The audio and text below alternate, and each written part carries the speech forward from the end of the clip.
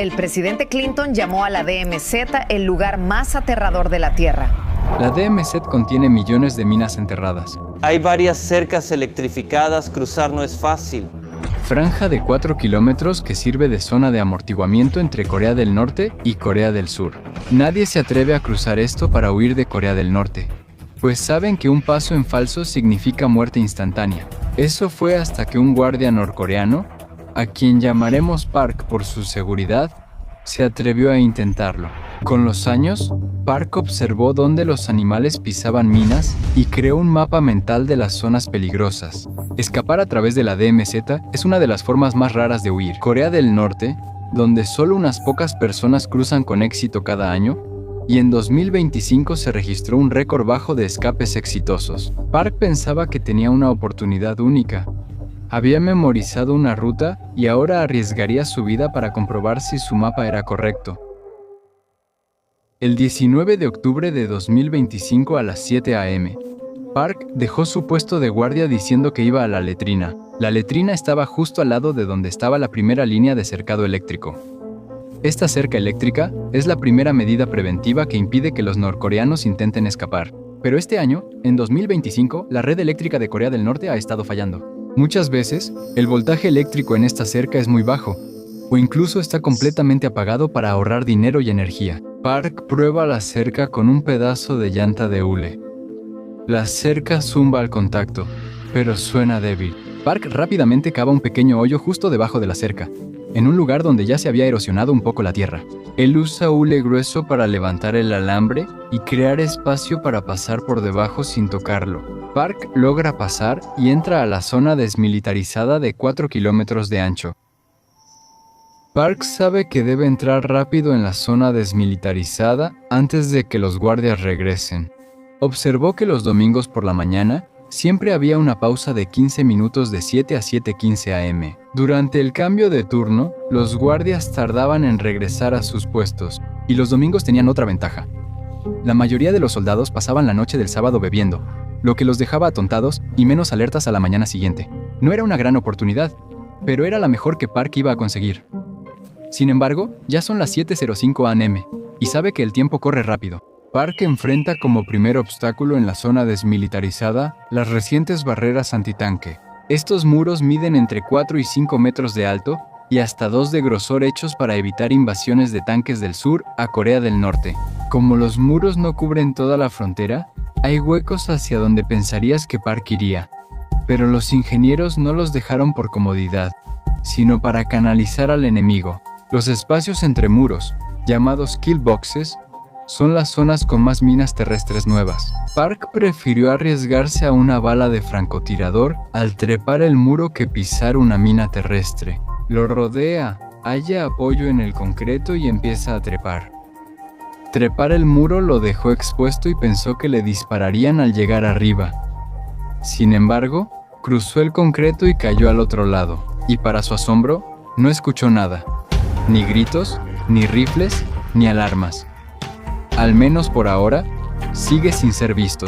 Park entró en el sector central de la DMZ, donde hay más minas terrestres. Probando. Recordar dónde están las minas terrestres marcará la diferencia entre vivir o morir. Avanzaba con cautela, agachado entre la hierba alta. Cada paso se sentía como una ruleta rusa, y las horas se arrastraban en un silencio tenso y lleno de miedo. De pronto, una explosión masiva rompió el silencio. Detrás de él, un jabalí acababa de pisar una mina oculta a 200 metros. La explosión confirmó dos cosas al mismo tiempo. Las minas ciertamente estaban activas, y además los guardias en la frontera ahora estarían enfocados en la explosión, no en él. Aprovechando la distracción, Park se apresuró. Si quería ganar distancia, era su oportunidad. Park cruza ahora la línea de demarcación militar o MDL. Esta es la frontera invisible en el centro de la DMZ, lo que pone a Park técnicamente en Corea del Sur, pero aún dentro de la zona de peligro. En el lado surcoreano, un radar térmico detectó una firma de calor inusual. El ejército surcoreano notó que la firma de calor no era un ciervo, sino un hombre caminando solo y sigiloso entre la maleza, sin armas. La alerta se envió de inmediato por la cadena de mando con una advertencia. Personal no identificado cruzando la línea de frente, FBL. Los guardias fronterizos surcoreanos se movilizaron de inmediato. Las ametralladoras fueron ocupadas. Los francotiradores tomaron posición y tenían a Park en la mira. En 2025, con crecientes tensiones regionales, una figura solitaria saliendo de la DMZ podría significar cualquier cosa. Podría ser un soldado huyendo, un señuelo o el inicio de algo más peligroso. Finalmente, Park salió de la línea de árboles. Ahora era visible y estaba a solo 150 metros de la frontera surcoreana. Park parecía exhausto, cubierto de lodo, y su uniforme estaba hecho trizas. Si Park levantaba un rifle, sería eliminado por ametralladoras surcoreanas en segundos. El líder surcoreano tomó los auriculares del altavoz y a las 9:51 am, una voz retumbó en la DMZ. ¡Alto! ¡No te muevas! Park se detuvo sorprendido por la potencia de los altavoces, incluso a 150 metros. El líder de pelotón gritó: Identifícate y levanta las manos. Si tomas un arma, disparamos. Park ahora sabía que estaba atrapado entre ese par de ojos. Ahora probablemente había francotiradores norcoreanos, conscientes del alboroto detrás de él, y los obvios francotiradores surcoreanos observando desde el frente. Park alzó las manos y gritó lo más fuerte posible: Soy un soldado del Ejército Popular. Estoy desertando. No disparen. Los soldados surcoreanos no podían atraparlo fácilmente por las numerosas minas terrestres puestas por Corea del Sur en esa zona. Entonces, el líder gritó por el altavoz: Soldado, escúchame. Mira el camino blanco a tu derecha. ¿Lo ves? Camina hacia la roca y no te desvíes. Park entonces comenzó a moverse con cautela hacia la roca blanca. Ahora estaba llorando, lágrimas de adrenalina y terror. Mientras que Corea del Norte coloca minas terrestres en su lado de la frontera en ubicaciones aleatorias, las minas terrestres surcoreanas en realidad están mapeadas. El comandante surcoreano no adivina al darle órdenes a Park. Consulta un mapa que muestra la ubicación exacta de cada mina en su lado de la frontera. El comandante continuó, gritando instrucciones sobre dónde caminar por el altavoz. Cada paso sentía como si pudiera ser el último. Mientras Park se aproximaba a la seguridad, los centinelas surcoreanos notaron movimiento tras él. Los soldados norcoreanos cruzaron la línea de árboles y se acercaban rápido. 3 guardias armados avanzaron hacia Park con rifles en alto. Todos sabían por qué. El líder surcoreano gritó: Movimiento visual del enemigo. 3 objetivos. Están cruzando la línea. Segundos después, la ametralladora surcoreana disparó advertencias, desgarrando la tierra en la zona desmilitarizada. No estaban apuntando a los norcoreanos, solo los estaban obligando a retirarse. Pero Park no lo sabía. Se arrodilló, se puso las manos sobre la cabeza y estaba convencido de que le estaban disparando a él. El líder del pelotón entonces grita: Levántate y corre a la puerta. Park se dio cuenta de que estaba en la zona más peligrosa de la Tierra. 3 soldados norcoreanos los seguían a menos de 400 metros dentro del rango letal. Luego, frente a él, las ametralladoras surcoreanas estaban apuntando directo a su pecho. Estaba atrapado en medio de un enfrentamiento que podría iniciar una guerra. Park siguió su instinto y salió corriendo. En una carrera hacia la frontera surcoreana, una alta cerca doble con alambre de púas era la última barrera a Corea del Sur. El líder del pelotón dirigió a Park hacia una estrecha puerta de acceso de acero, que era la única abertura. Un escuadrón surcoreano con armadura completa corrió a la puerta y forcejeó con el candado mientras Park se acercaba. Cuando estuvo cerca, abrieron la puerta, lo tomaron del chaleco y lo arrastraron. Park cayó mientras los soldados lo rodeaban y revisaban su cinturón, bolsillos y mangas buscando explosivos. Ahora los guardias surcoreanos podían darse cuenta de que Park realmente era un norcoreano tratando de escapar, y que no era algún tipo de trampa. Un soldado surcoreano se arrodilló y le dijo: «Ya estás en el sur, estás vivo». Park logró cruzar la zona desmilitarizada con vida. Esta es solo una de las formas en que los norcoreanos intentan escapar. La mayoría de los ciudadanos comunes no conocen sobre minas terrestres o patrullas. Suelen intentar formas más únicas y riesgosas de escapar. Para Kim, eso implicó arriesgarse en mar abierto en 2025. La mayoría de los norcoreanos piensa que huir por mar es imposible. En Corea del Norte, pisar una playa sin permiso podía hacer que un francotirador te disparara debido a la política del muro costero. Pero Kim pensó que había una debilidad en el sistema: el clima. El 22 de octubre de 2023, los 26 millones de habitantes de Corea del Norte estuvieron en alerta por tifón. Ante una alerta de tifón, la Marina de Corea del Norte retira sus patrulleras pequeñas. Las patrulleras miden solo unos 9 metros de largo y las olas, que se esperaban de 4 metros de altura, serían extremadamente peligrosas para un barco de este tamaño. La tormenta crea una ventana de oportunidad que puede durar solo unas horas. Kim tomó la decisión que podría perseguirlo o salvarlo por completo. Llevaría a su esposa, su hermano y su hijo aún no nacido, y zarparía en un bote pesquero de madera podrida directo al corazón de un tifón. El 22 de octubre por la mañana, el cielo era morado y el viento aullaba en el puerto. El capitán del puerto ordenó que todas las embarcaciones regresaran y aseguraran sus amarras. El capitán Kim fue al muelle, donde su bote estaba junto a los guardias armados. En el control, solo era otro pescador revisando las amarras de su bote. Antes del tifón, no llevaba equipaje ni comida, solo su bolsa de herramientas. En la bolsa de herramientas, bajo las llaves envueltas en trapos, Kim guardaba su única arma, una espada oxidada. Kim subió al barco, aparentando que estaba asegurando todas las cuerdas. Pero, sin que los guardias norcoreanos en el puerto lo supieran, Kim no era el único a bordo. Antes de que Kim llegara al muelle, su hermano y esposa ya se habían colado al barco. En medio de la noche, se refugiaron en el compartimiento de almacenamiento del barco que se usaba para guardar pescado. Les indicaron que permanecieran ahí hasta que Kim les dijera que era seguro salir. 10 horas después, Kim zarpaba. Lo más distintivo del barco era su motor diésel viejo, reutilizado de un tractor. Era muy ruidoso. Todo el puerto lo notó. Kim encendió el barco y soltó las cuerdas. No zarpó en silencio. El motor rugía y echaba humo. El guardia gritó desde el muelle: «Camarada, ¿a dónde vas?». Kim gritó sobre el ruido del motor: «Las olas golpean el casco contra el muelle. Lo moveré al fondeadero exterior para que siga la marea». La mentira tenía sentido, y el guardia pensó que Kim sabía lo que hacía. Kim aceleró y la lancha se alejó del muelle. Salió despacio del puerto y mantuvo velocidad baja para no sospechar. Al pasar el rompeolas, el océano los golpeó fuerte. La primera ola del oleaje del tifón levantó la lancha casi 2 metros en el aire y luego la azotó violentamente contra el agua. Kim no viró al fondeadero exterior, giró el timón al oeste y lo dirigió al mar abierto. La lluvia empezó a azotarlos.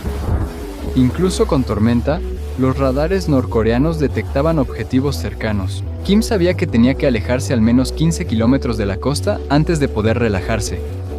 Llevó el motor del tractor al límite y el bote vibraba ferozmente. La tormenta seguía empeorando mientras se adentraban cada vez más en el mar. El agua blanca chocaba contra la proa e inundaba la cubierta. Debajo de la cubierta, en almacenamiento, la situación era terrible. La esposa de Kim estaba embarazada y el bote se inclinaba 30 grados de un lado a otro. Ella tenía un mareo terrible y no se le permitía salir a tomar aire. Aún, si la lancha patrulla la veía encubierta, sabrían la situación y enviarían su lancha más rápida. Para atrapar a la familia, ella debía sufrir en la oscuridad, respirando los gases del motor diésel. Kim miró atrás y vio, bajo la fuerte lluvia, una lancha patrulla norcoreana acercándose para interceptarlos. El radar los había detectado. Kim sostuvo el timón, consciente de que sería perseguido y no podría escapar. Su barco iba a 8 nudos. La patrulla norcoreana alcanzaba 40. Kim esperaba que en cualquier momento le dispararan con ametralladoras, pero entonces el océano intervino. Olas enormes de unos 5 metros se acercaron a Kim. Sabía que ser atrapado por la patrulla o hundirse por las olas tendría básicamente el mismo resultado: la muerte. Para los guardias norcoreanos de la patrulla, no debía ser una situación de vida o muerte. El capitán de la patrulla pensó si valía la pena arriesgar su barco y la vida de su tripulación. Para atrapar a un pescador loco, la patrulla redujo la velocidad e inició un gran giro hacia la costa. Dejaron la persecución, confiando en que la tormenta haría el resto. Kim vio el barco gris perderse en la lluvia. Estaban a salvo del régimen, pero ahora estaban en guerra. Con el océano después de 3 horas, cayó la oscuridad. Ahora estaban en medio del mar amarillo. No solo las olas eran montañosas, sino que también eran prácticamente invisibles. En la oscuridad total, solo sentían cómo el bote subía, flotaba un momento y luego caía en picada al abismo. Entonces, ocurrió lo peor que podía pasar. El motor empezó a fallar, tosió 2 veces y luego se apagó. Silencio. Sin motor, el bote no puede dirigirse a las olas y quedó de costado, entrando de lado al oleaje. Así es exactamente como se hunden los botes. Si una gran ola golpea el bote de lado, hay una alta probabilidad de que el bote pueda volcarse y hundirse. Kim gritó a su hermano: «Levántate y agarra los baldes». Su esposa y él salieron corriendo del almacén con los baldes. El agua fría del mar golpeaba el bote, mientras el hermano y la esposa la sacaban y arrojaban afuera frenéticamente. La esposa se cansó demasiado para continuar, así que se ató al mástil del bote para no caerse por la borda. Mientras tanto, Kim estaba en la sala de máquinas, trabajando frenéticamente para hacer que el motor funcionara. Solo contaba con la ayuda de una pequeña linterna. Desmontó el filtro del motor porque se atascó con lodo del océano. Mientras hacía esto, el barco se inclinaba a 45 grados y él se estaba cubriendo de aceite diésel. Usó su boca para soplar el lodo fuera del filtro, tragando bocanadas de combustible tóxico en el proceso. Vomité todo y volví al trabajo. Si no arreglaba el motor, el barco quedaría a la deriva. La zona del Mar Amarillo en la que estaban significaba que probablemente el barco volvería a la deriva directamente hacia una playa norcoreana. Por la mañana, Kim armó el filtro y bombeó la manivela para encender el motor, que chisporroteaba pero no arrancaba. Kim usó sus últimas fuerzas para girar la manivela y encender el motor, que finalmente arrancó. Kim volvió al timón, giró la proa hacia las olas y enderezó el barco. El motor funcionaba, pero Kim no sabía a dónde iba. En 2023, Corea del Norte interfirió señales GPS en el Mar Amarillo para confundir drones surcoreanos. El GPS barato de Kim quedó inútil por interferencia. La noche se volvió interminable. Cada hora parecía semanas. Estaban tan cansados que imaginaban barcos acercándose, aunque solo era su mente. Pero cerca de las 4 a.m., el viento se calmó, el tifón pasaba y las olas se suavizaban. Entonces, el hermano de Kim vio algo en el horizonte. No era una estrella, sino una luz parpadeante. Las boyas norcoreanas suelen ser tenues o apagadas para ahorrar batería. La boya era roja brillante y al acercarse, vieron que era la NLL, la línea límite norte. Cruzaron la boya hacia aguas surcoreanas sin ver tierra, siendo este uno de los momentos más peligrosos en la oscuridad. Un barco surcoreano podría confundirlos con una nave espía norcoreana y, si no se rendían de inmediato, podrían ser destruidos por un buque naval surcoreano. Kim entonces puso el motor en ralentí y se dejaron llevar a la deriva en aguas surcoreanas, esperando a que saliera el sol. Finalmente, el amanecer llegó a las 5:30 a.m. Fue un amanecer hermoso, pero estaban temblando incontrolablemente y empapados en aceite diésel. Pero a lo lejos, vieron algo con lo que solo habían soñado.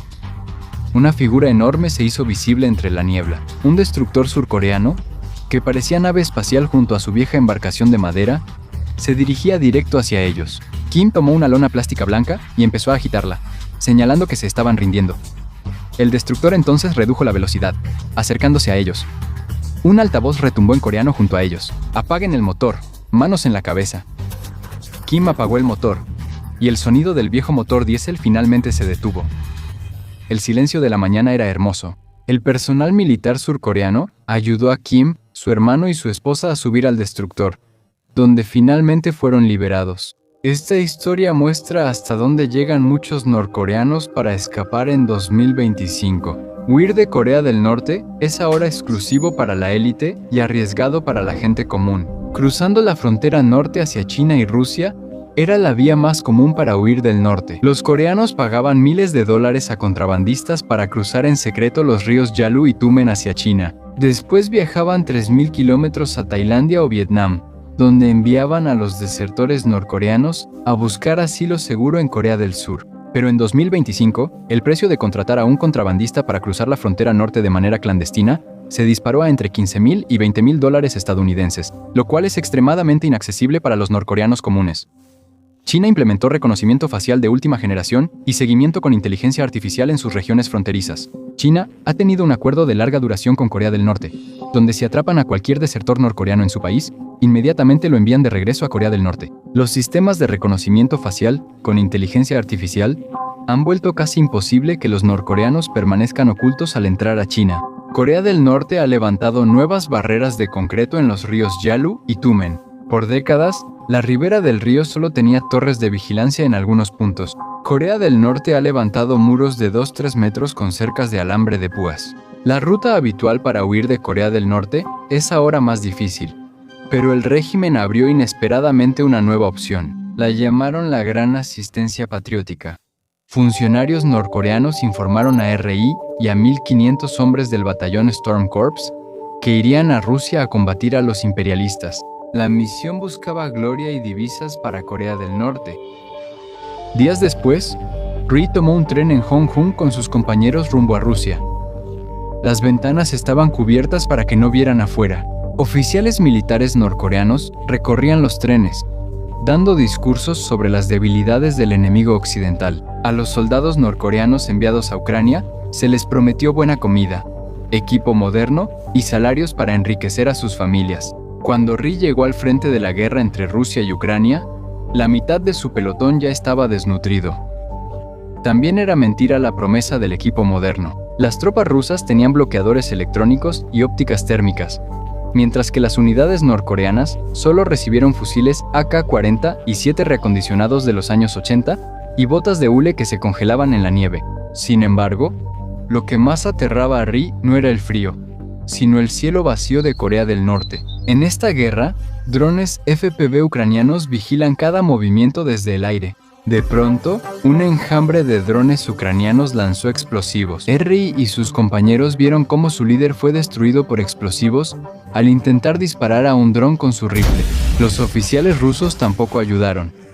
Se retiraron a sus vehículos blindados y se fueron, dejando solos a los norcoreanos. Tirado en la tierra y limpiándose la ceniza de los ojos, Ri entendió la verdad.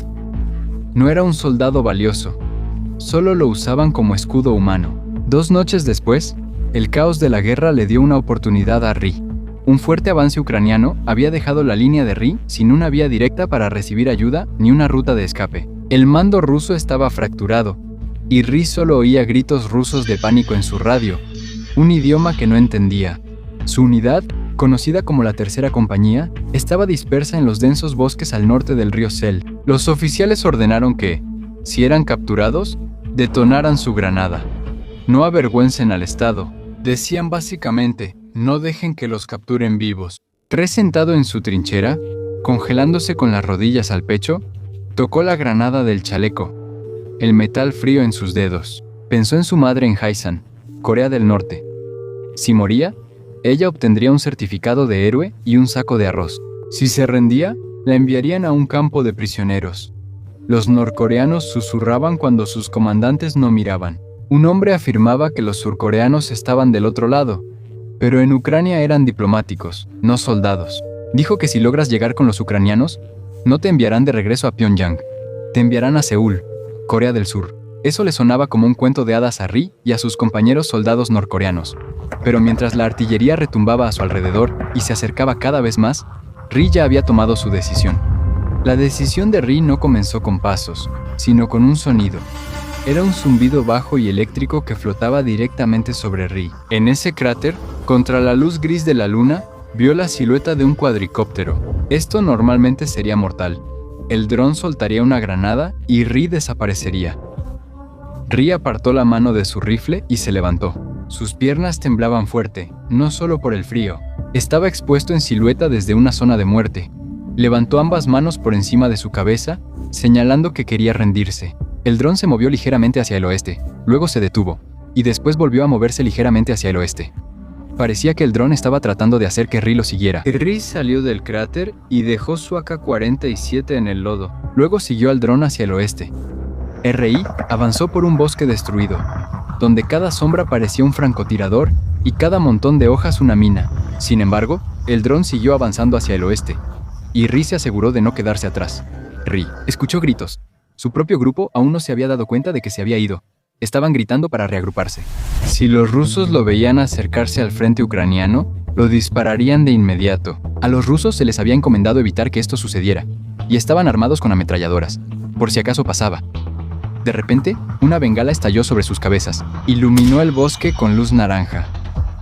Ri se cubrió tras un abedul caído. Las balas silbaron sobre él. En su mente pensaba, o te levantas y corres, o mueres como un esclavo. Se obligó a ponerse de pie y empezó a correr, siguiendo la guía del dron. Al cruzar la línea de árboles, vio la silueta de una granja en ruinas. En realidad, Esta era una de las bases operativas ucranianas. Estaba en el lugar más peligroso para los ucranianos. Era una silueta con uniforme norcoreano. Salió de la oscuridad y se detuvo. De alguna manera, Re necesitaba alertarlos de que no estaba ahí para atacarlos. Se arrancó el parche de velcro norcoreano de su uniforme y desenganchó la granada de su chaleco. La arrojó a la izquierda, a una zanja, para evitar que explotara. Se levantó la camisa y mostró que no llevaba explosivos en el abdomen. Había aprendido la frase estadounidense "me rindo", viendo películas piratas en Corea del Norte. Gritó esto tan fuerte como pudo. Entonces, un reflector lo cegó. ¡Alto!, gritó una voz en ruso. Re se arrodilló y levantó las manos. 3 hombres salieron de la casa y se acercaron rápido a RHI. Llevaban máscaras, gafas de visión nocturna, y uno se acercó a Rei, apuntándole al pecho con su rifle mientras lo cacheaba agresivamente.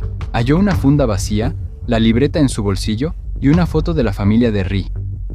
El soldado ucraniano habló por radio y preguntó a Ri: ¿coreano? Re asintió rápido. ¿Norcoreano? ¿Norcoreano? El soldado ucraniano bajó su rifle del pecho de Ri. Le desataron las manos y lo llevaron a su casa de campo. Uno de los hombres le echó una manta de lana encima y el otro le dio agua a Ri.